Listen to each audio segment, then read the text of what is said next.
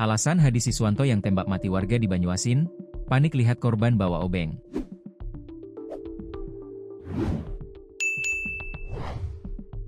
Panik melihat sopir angkot dan rombongan membawa kayu dan obeng saat duel dengannya, diakui Hadi Siswanto, 32, menjadi motifnya melepaskan tembakan yang berujung jatuhnya satu korban jiwa. Peristiwa itu terjadi di pinggir jalan lintas Palembang Betung KM 41, tepatnya di Desa Tanjung Agung, Kecamatan Banyuasin 3, Kabupaten Banyuasin, Sumsel pada Selasa, 21 Oktober 2025, sekitar pukul 16 waktu Indonesia Barat. Berawal dari cekcok antrean di SPBU Desa Limau, keributan terus berlanjut sampai ke lokasi penembakan. Semua terekam dalam video yang ramai beredar di sosial media.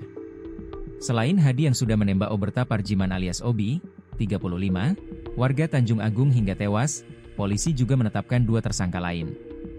Indra Gunawan, 35, dan Dwi Seftiadi, 23, rekan Hadi yang viral ikut duel dengan sopir angkot dan rombongannya termasuk korban, kini juga berstatus tersangka. Dikatakan Hadi, permasalahan ini bermula karena cekcoknya dengan M. Dwi Yulianto, 27, sopir angkutan desa yang juga rekan korban saat mengantre BBM di SPBU Desa Limau. Menurutnya, saat sedang menunggu antrean di SPBU Desa Limau, kondisi antrean bercabang 2. Ketika kendaraan maju, ia berupaya ikut memajukan kendaraannya.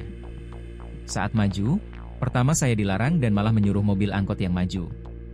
Saya mengalah dan mau masuk lagi, tetapi tidak disuruh, jadi ribut, kata pelaku Hadi saat press release di Mapolres Banyuasin, Rabu, 22 Oktober 2025. Dari cekcok yang terjadi, ternyata tidak sampai di situ.